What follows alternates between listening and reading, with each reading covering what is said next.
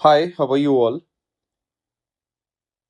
Till now, we have discussed magnetic field due to semi infinite, finite wire arc की वजह से। फिर उनसे रिलेटेड सवाल, मिक्स सवाल, जैसे कि हम ये देख सकते हैं, मिक्स सवाल ऐसे, ये मिक्स सवाल हैं। ठीक है जी। तो ये सब कुछ किए हैं हमने पिछले लेक्चर में। अब हम अगला लेक्चर शुरू करते हैं और यहाँ देखते हैं हम magnetic when current divide in any symmetrical loop.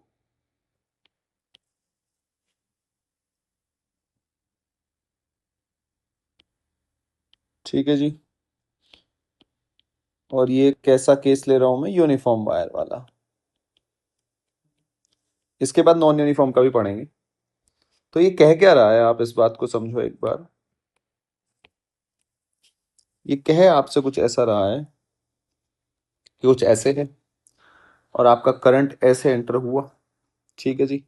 और आपका करंट यहां से बाहर निकल गया। तो कुल मिला के यहां से एंटर हुआ, यहां से निकल गया। ये आपका सेंटर हो गया, ये ओ पॉइंट। तो आपको मैग्नेटिक फील्ड बताना है। यहाँ से आई करंट एंटर हुआ और यहाँ से निकल गया, ये कहना चाह रहा है ये। तो ये आपको मैग्नेटिक फील्ड बताना है ओ पॉइंट पे। ये हम पढ़ने वाले हैं, हम डिस्कस करने वाले हैं। अब आप मुझे एक बात बताओ। लेट्स सपोज मैंने मान लिया कि ये जो वायर है, ये जो वायर है, इस वायर का जो ए है वो क्या है, cross section area. Uniform wire है तो पूरे जो सर्कल बना हुआ है जिससे वायर से, क्रॉस सेक्शन एरिया इसका है जी ये। ठीक है।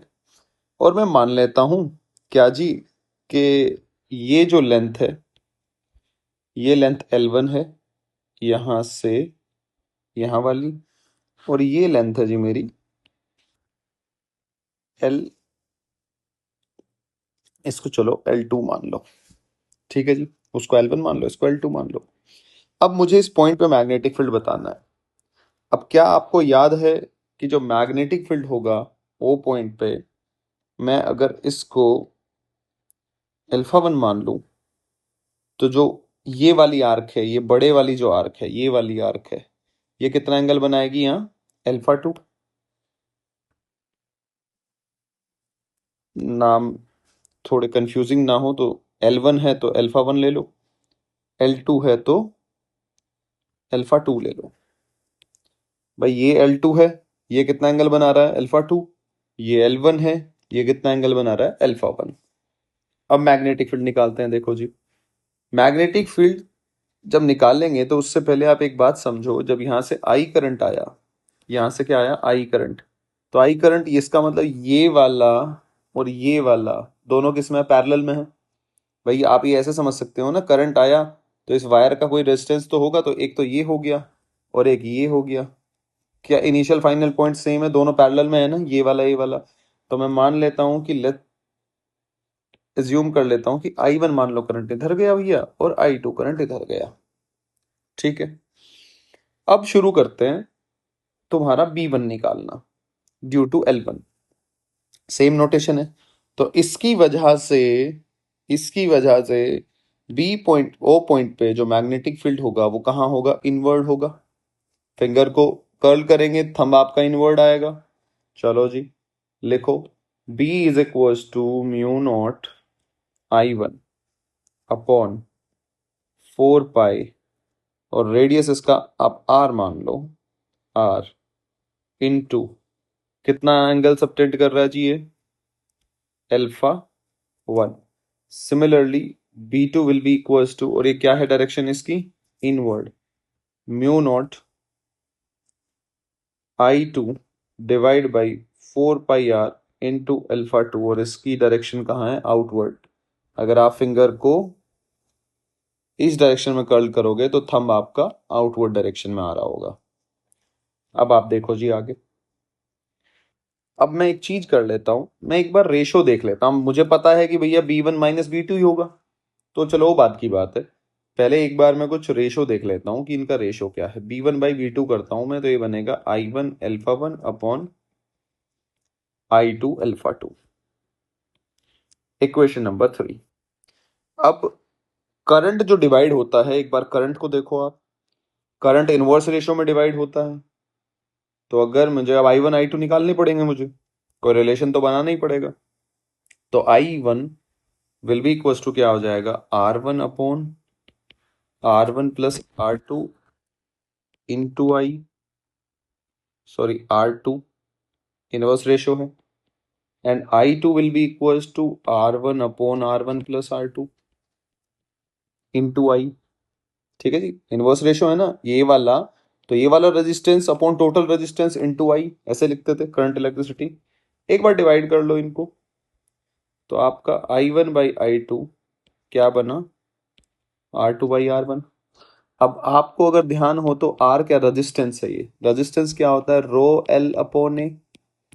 ठीक है, सेम मटेरियल से बना हुआ है तो ये same, cross section area same है, तो R अल्टीमेटली किसके प्रोपोर्शनल हुआ, लेंथ के।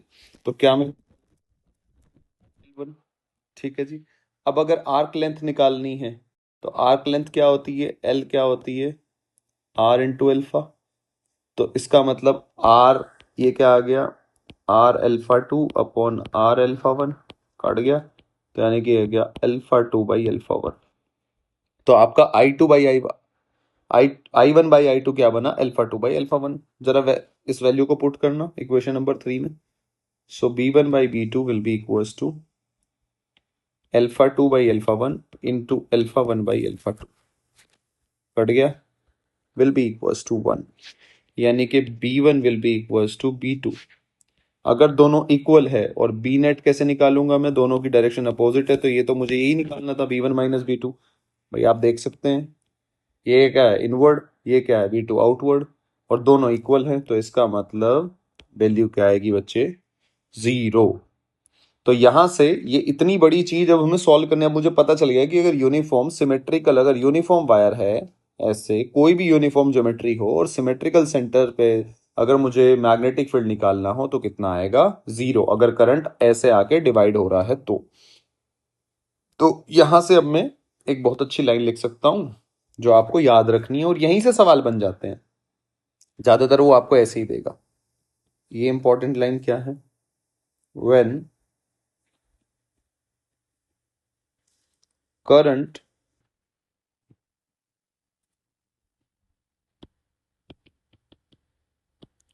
is divided into any symmetrical loop made with uniform wire। ठीक है जी, then B at center will be 0। ये किस केस में याद रखना है, खाली सिमेट्रिकल। जैसे कि मैं कुछ ज्योमेट्री बनाता हूं, मान लो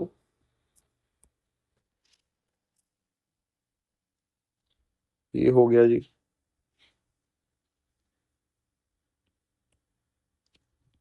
ये हो गया जी,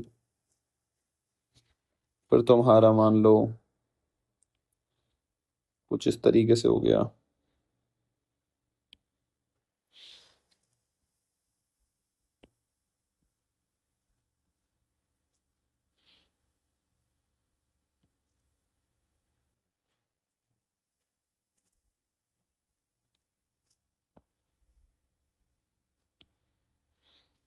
ठीक है जी,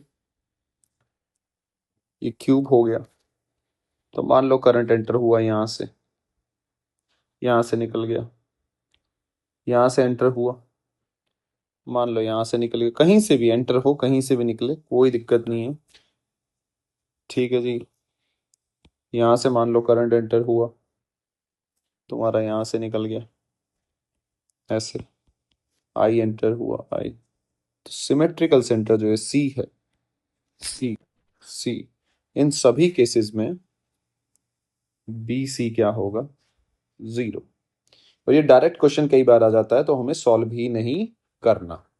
तो आई होप आपको ये बात समझ में आ रही होगी। ये हमने प्रूव किया है यहाँ पे कि दोनों मैग्नेटिक फील्ड इक्वल होते हैं, क्लियर है, सिमेट्रिकल सेंटर, और फिर वही चीज हम लगाएंगे यहाँ पे। तो जो मान लो करंट डिवाइड होके ऐसे गया, ठीक है, तो इसकी वजह से तो देख पा रहे होंगे आप इनवर्ड आएगा, इसकी वजह से आउटवर्ड आएगा, और दोनों कैंसिल आउट हो जाएंगे दोनों, क्योंकि करंट उसी प्रोपोर्शन में डिवाइड होगा, क्लियर है। अब आप आगे चलें, हम आगे हम बात करते हैं जी किसकी, बच्चे, इफ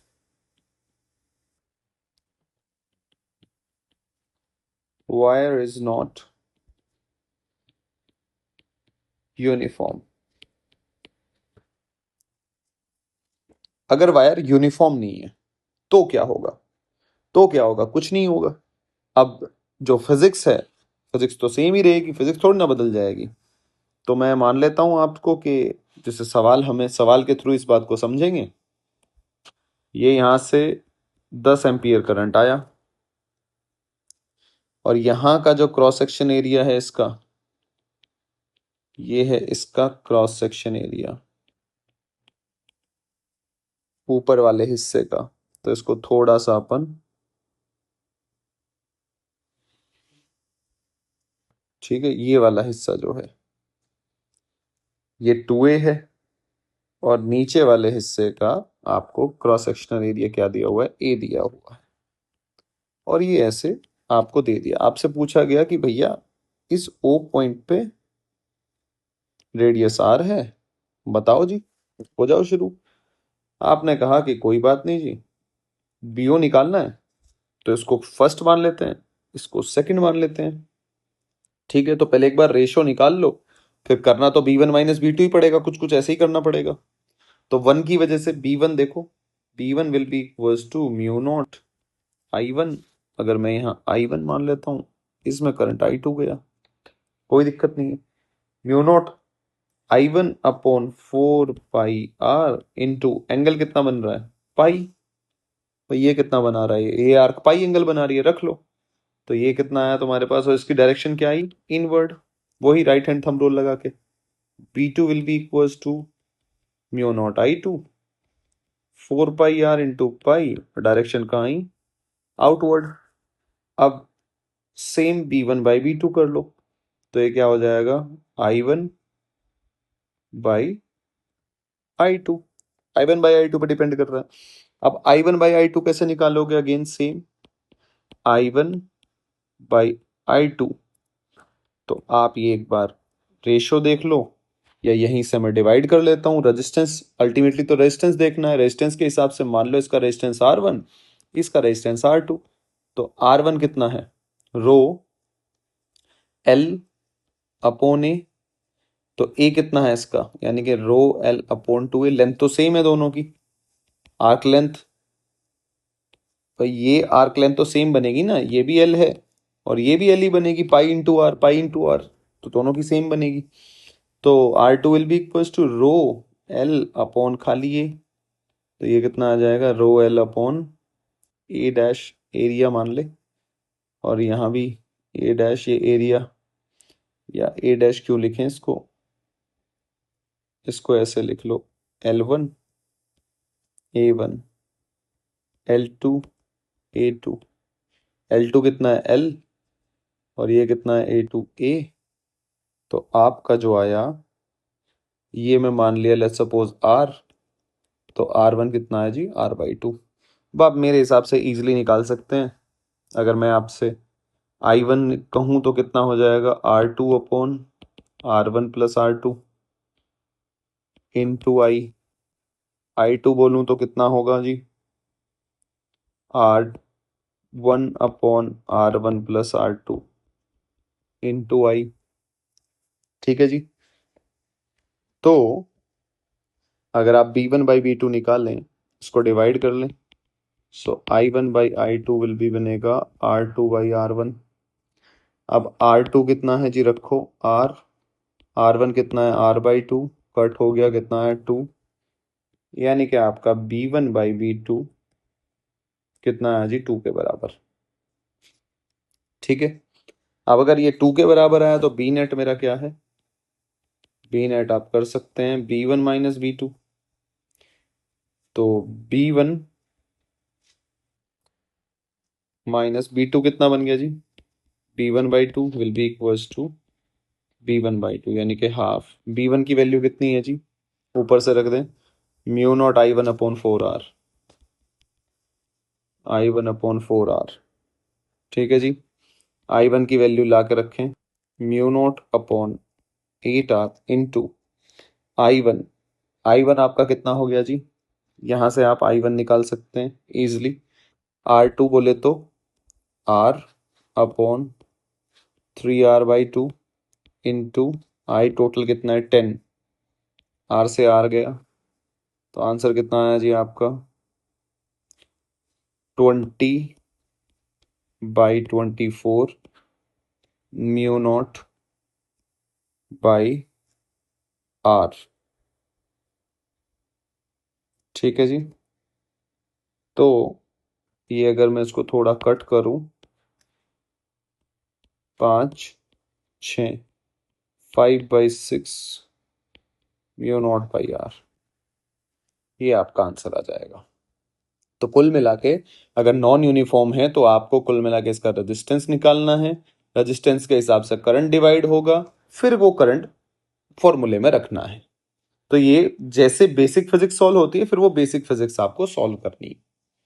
क्लियर है जी, थोड़ा आगे चलते हैं हम। अब हम बात करते हैं किसकी जी, magnetic field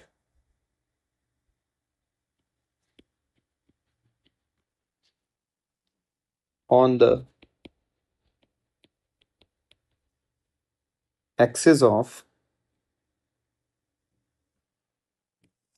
current carrying coil. ठीक है जी, यानी कि अभी तक हमने सेंटर पे निकाला है, अब हम एक्सिस पे निकालेंगे। ये एक्स डिस्टेंस दूर, ये आर रेडियस है, आई करंट फ्लो हो रहा है, तो मैग्नेटिक फील्ड की डायरेक्शन तो राइट हैंड थंब रूल लगा के निकालेंगे। आप यहाँ फिंगर्स को कर्ल करोगे तो आपको दिख रहा होगा कि आपका थंब किधर आ रहा होगा, राइट डायरेक्शन में। तो यहाँ पे जो पी पॉइंट पे जो मैग्नेटिक फील्ड की डायरेक्शन होगी वो इस डायरेक्शन में होगा। ठीक है, अब हमें इसके डेरिवेशन की दिक्कत नहीं है, डेरिवेशन हमें इंपॉर्टेंट नहीं है, हमें इसका रिजल्ट बहुत इंपॉर्टेंट है। तो इसका रिजल्टेंट जो पी पॉइंट पे आता है वो देखो आप, पी पॉइंट का रिजल्ट है, हमें याद रखना है B0 sin³ थीटा। B0 यहाँ पे क्या है, मैग्नेटिक फील्ड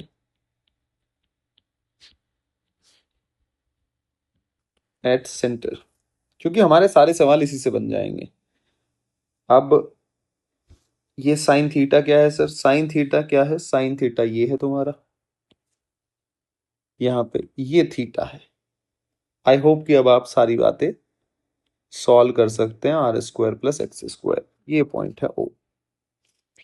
तो यहाँ पे जो BP में लिखूंगा, तो BP क्या लिखूंगा, अगर इस कोयल की एन टर्न्स है, मैग्नेटिक फील्ड अगर एन टर्न्स के लिए लिखा जाए तो क्या लिखा जाएगा, μ0NI/2R, simple, into sine theta कितना बनेगा जी, साइन थीटा बनेगा आपका R/R² + X² की 1/2, और इसका क्या करना है आपको, क्यूब, यानी कि BP आपका आया μ0NI/2R into R³ divide by R² + X² की 3/2। तो इस फॉर्मूले को बच्चे रटते हैं तो रटने की कोई जरूरत नहीं, B0 sin³ आप याद रखो।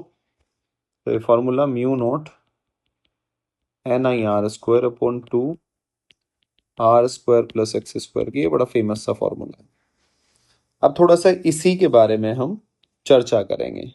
चर्चा क्या करेंगे, पहली चर्चा जो हम करेंगे, if x is very very greater than r, अगर x r से बहुत बड़ा हो, ये जो डिस्टेंस है मतलब ये डिस्टेंस बड़ी हो, एज कंपेरिजन टू इसकी रेडियस के। तो देखते हैं जी ये कैसे बिहेव करेगा। तो लिखो जी यहाँ पे BP will be equals to mu naught NIR² upon 2 into, अगर x बड़ा है तो x को बाहर निकाल लो एक बार के लिए, x² इंटू 3/2 बाहर निकलेगा तो ऐसे हो जाएगा 1 प्लस R² बाई x² की 3/2 ऐसे हो जाएगा। फिर आप बीपी करोगे तो कितना हो जाएगा, 2 से 2 म्यू नॉट NIR² 2x की क्यूब, और ये ऊपर चला गया R² प्लस x²। अल्टीमेटली मुझे बाइनोमियल लगानी है तो इसलिए मैंने कॉमन ले लिया है, क्योंकि बाइनोमियल लग के जब भी ऐसा कुछ आए तो हमेशा दिमाग में आना चाहिए कि बाइनोमियल आपको फंक्शन बनाना पड़ेगा। तो 1 प्लस x⁴n मैंने बना लिया, यानी कि बीपी मेरा कितना आ जाएगा बच्चे, mu naught NI R² upon 2x की cube 1 minus 3/2 R² upon x²। थोड़ा इसको अंदर मल्टीप्लाई करो, BP will be equals to mu naught NIR² upon 2x cube minus mu naught NIR² upon 2x cube into 3/2 R²/x²।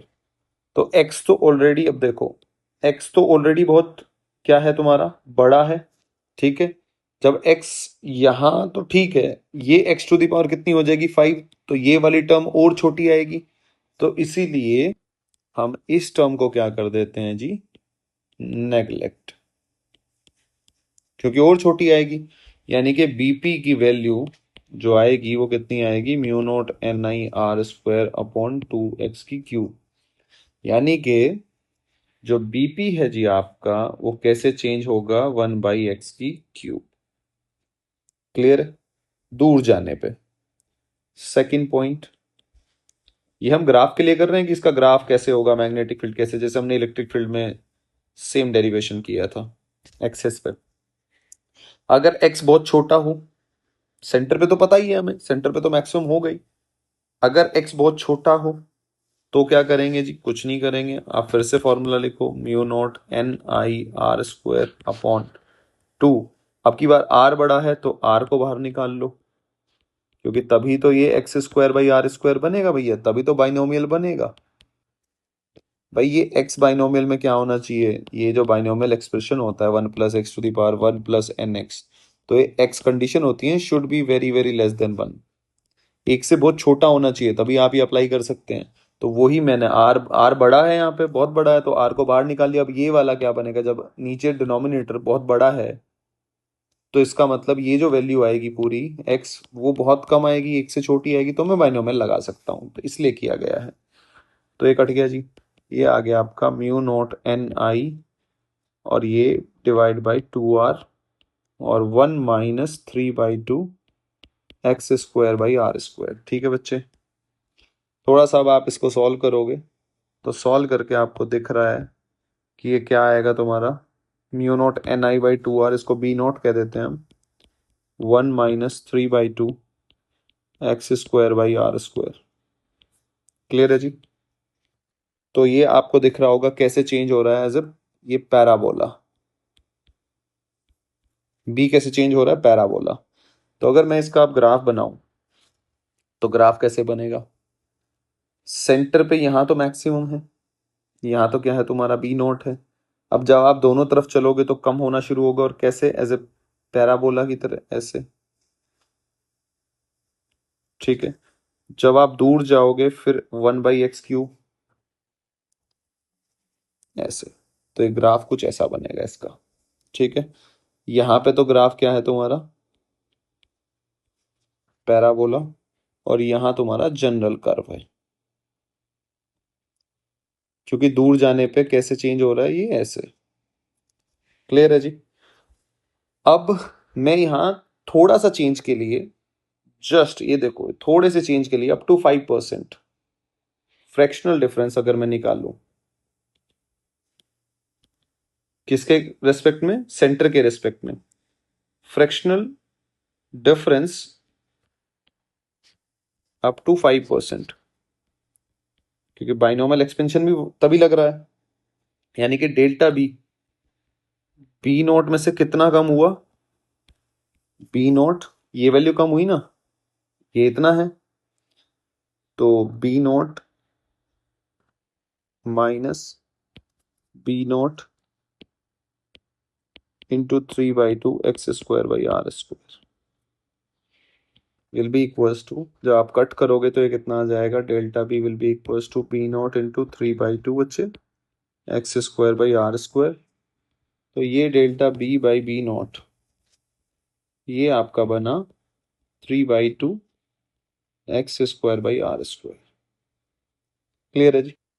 अब ये है क्या, इसके ऊपर जब सवाल आप देखोगे तो आपको क्लियर समझ में आएगा। इसके ऊपर क्वेश्चन देखते हैं। क्वेश्चन क्या कह रहा है कि at any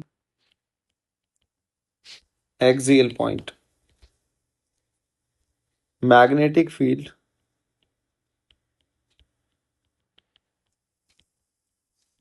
is 2% less than the center, then find distance of point from center।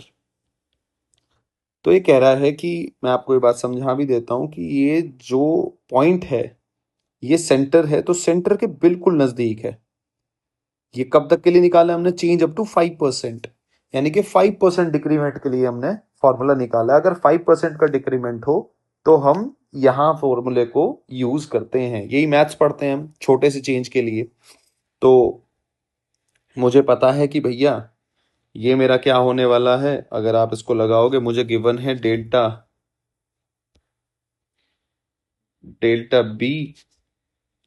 B not 2%, यानी कि 2/100, ये मुझे गिवन है। तो इसका मतलब डेल्टा बी नोट किसके बराबर होता है, 3/2 x² / r²। क्लियर है, छोटे से चेंज के लिए, यानी कि 2/100 के बराबर रखेंगे, ये भी बात सही है। यानी कि मुझे क्या निकालना है, x² will be equals to r² upon कितना हो जाएगा जी तुम्हारा, 50, 25 इंटू 3, यानी कि x मेरा आया r प्लस माइनस r/5√3। ये मेरा आंसर आ गया। प्लस माइनस का मतलब क्या है, क्योंकि पॉइंट किधर हो सकता है, इधर भी हो सकता है और इधर भी हो सकता है, इधर प्लस में चलेंगे और इधर माइनस में चलेंगे, सिंपल। तो ऐसे इससे कंफ्यूज नहीं होना है कि ये तो सर प्लस माइनस आ गया, ये क्या है। अब जी इसका हम एप्लीकेशन पार्ट की बात करते हैं, तो इसे हम कहाँ यूज करते हैं, लेबोरेटरी में यूज करते हैं। और क्या बनाते हैं हम इससे, हेल्महोल्ट्ज कोयल, वो भी देख लेते हैं जी।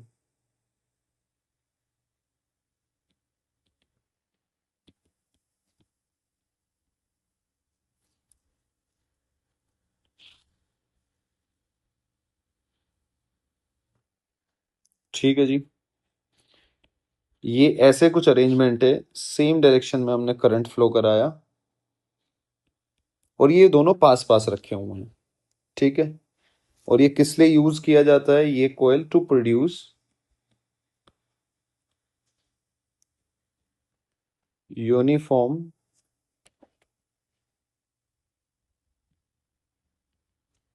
मैग्नेटिक फील्ड ऑफ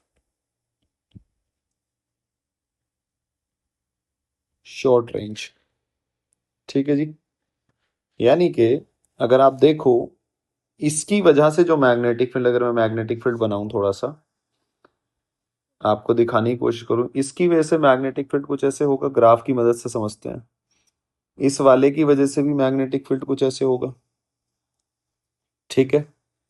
अगर मैं इसकी बात करूं तो इसकी वजह से मैग्नेटिक फील्ड इधर, इसकी वजह से भी मैग्नेटिक फील्ड इधर। तो होता क्या है बेसिकली वो मैं समझाऊं। जब मैं पहली वाली कोयल की बात करता हूं तो इसकी वजह से जब आप ऐसे चलोगे राइट डायरेक्शन में, तो मैग्नेटिक फील्ड कम होना शुरू हो जाएगा, ठीक है। जो ये कम हो रहा है, और जो इधर वाला है इसकी भी डायरेक्शन यही है, ठीक है। तो ये वाला और ये वाला दोनों जुड़ के उतना ही हो जाएगा। भाई आप ये बात देखो, मान लो लेट्स सपोज मैं यहाँ की बात करूं कि यहाँ है, इतना है, ठीक है। अब इसकी वजह से यहाँ इतना है, तो ये दोनों ऐड होंगे ना, ऐड होके ये उतना ही हो जाएगा। तो मैग्नेटिक फील्ड की वैल्यू बीच में क्या रहेगी, आपकी कांस्टेंट। तो ये लॉजिक हम इसमें लगाते हैं कि जितना एक का घटेगा दूसरे वाला सपोर्ट कर देगा। तो ये शॉर्ट रेंज के लिए बनाया जाता है, ऐसा नहीं है कि बहुत ज़्यादा ये बहुत पास पास रखे हुए होते हैं। तो यहाँ से शॉर्ट रेंज मैग्नेटिक फील्ड हम क्या करते हैं जी, प्रोड्यूस करते हैं। क्लियर है। तो ये बस इतना सा इसका थोड़ा सा यूज है। तो ये होता है यहाँ कांस्टेंट मैग्नेटिक फील्ड। क्लियर है जी। अब हम इसके ऊपर B naught sine cube theta से ही आपके सारे सवाल सॉल्व हो जाते हैं, जैसे मैंने आपको बताया था। तो अब इस पे सवाल कैसे हैं, हम एक दो सवाल करने की कोशिश करते हैं। देखो जी, आपको अच्छा लगेगा। सवाल देखो, सवाल कुछ यूं है कि आपके पास ये दो कोयल हैं ऐसे,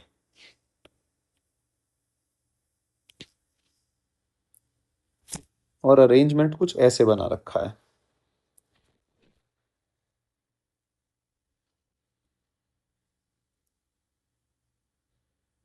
ठीक है जी। ये एंगल थीटा है। ये है जी कोयल वन, ये है जी कोयल टू। इसमें फ्लो कर रहा है जी I1 करंट, और इसमें इस डायरेक्शन में I2 फ्लो करा रखा है। और ये कह रहा है आपसे कि ये ओ पॉइंट है कि magnetic field at O is zero. और ये R1 है, ये R2 है। तो आपको क्या बताना है, फाइंड रेशो ऑफ I1/I2, ये निकालना है। ठीक है। अब एक अप्रोच तो क्या है बच्चे के दिमाग में, सीधी सी चीज क्या आएगी, ये चलती है, अच्छा मैग्नेटिक फील्ड जीरो है, जीरो है तो इसका मतलब इसकी वजह से और इसकी वजह से दोनों के मैग्नेटिक फील्ड इक्वल होंगे, ये तो बात सीधी सी है। अब वो फॉर्मूला लिखना शुरू करेगा, mu nought I R square upon under root two R square plus X square ऐसे 3/2 इज इक्वल टू, दोनों को बराबर करेगा। एक अप्रोच तो ये है। अब एक अप्रोच हम बहुत फाइन और बहुत छोटी सी अप्रोच लेंगे। हमें पता है कि मैग्नेटिक फील्ड जो होता है एक्सिस पे, वो क्या होता है, बी नॉट बच्चे साइन क्यूब थीटा। क्लियर है। अब आप ध्यान से देखना, कितनी मजेदार बात है। अब मुझे पता है कि B1 will be equal to क्या होगा, B2। तो मैं लिख सकता हूं कि जो B1 की वजह से बी नॉट है, B01 sine cube theta will be equal to B02 sine cube theta. क्या आपको दिख रहा है दोनों की वजह से जो थीटा बन रहा है, क्या दोनों की वजह से सेम थीटा बन रहा है? तो थीटा तो रखने की कुछ जरूरत है ही नहीं, आपको कट कर दो सीधा। यानी कि आपको अल्टीमेटली ये रखना है, यानी कि आपको क्या रखना है, mu not I1 upon 2R1 will be equal to mu not I2 upon 2R2। हो गया ना सवाल आसान, कट गया। यानी कि I1/I2 will be equal to R1/R2। Tick करना है, आगे बढ़ना है, ऐसे ही रेशो दे रखे होंगे। आई होप कि आपको समझ में आ रहा होगा। नेक्स्ट क्वेश्चन देखते हैं। ऐसे ही बहुत आसान है, बहुत हद से ज्यादा आसान। अब देखो, मान लो जी आपको ये दे दिया,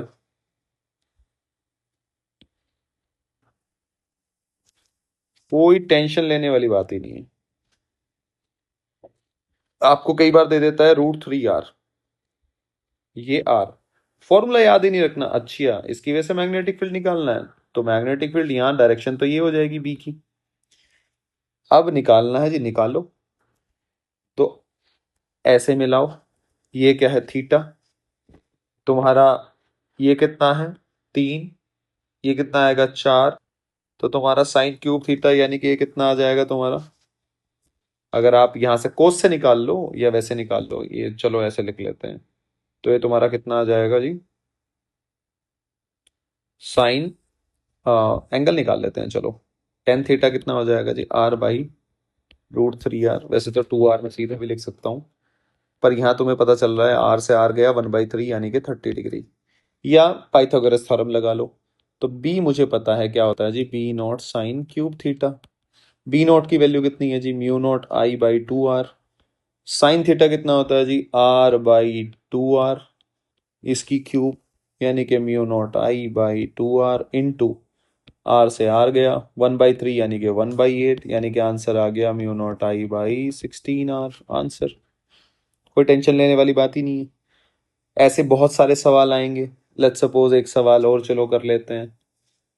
एक सवाल कुछ ऐसे आ गया, ये आ गया आपको, ये दो कोयल हैं, तो इसकी वजह से आई ऐसे चल रहा है, ये आई ऐसे सेम है, यानी कि ये भी आर है, ये भी आर है, और आपको इस पॉइंट, ये पॉइंट इससे √3r दूर है, ये पॉइंट मान लिया जी इससे, लेट्स सपोज मुझे नहीं पता 2r मान लिया।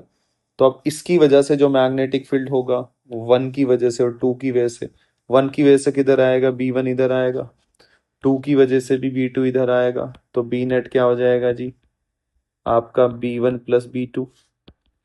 अब तुम्हारा ये θ1, ये तुम्हारा θ2, 2r का स्क्वायर 4r, यानी कि ये आ गया √5r, ये आ गया 2r। अब सब कुछ कर सकते हो आप, mu not I/2r into sine cube θ1, तो साइन क्यूब θ1 यानी कि 1/2 की cube, plus mu not I/2r यानी कि 1/√5 की cube, mu not I/2r 1/8 plus 1/5 √5। क्या आप मेरी बात समझ पा रहे हैं? सिंपल। तो इस तरीके से B not sine cube theta बड़ा ही इंपॉर्टेंट फॉर्मूला है। सारे सवाल आपके यहीं से ही बन जाएंगे। आई होप कि आपको ये बात समझ में आ रही होगी। नेक्स्ट क्लास में हम एम्पियर सर्किटल लॉ शुरू करेंगे जी।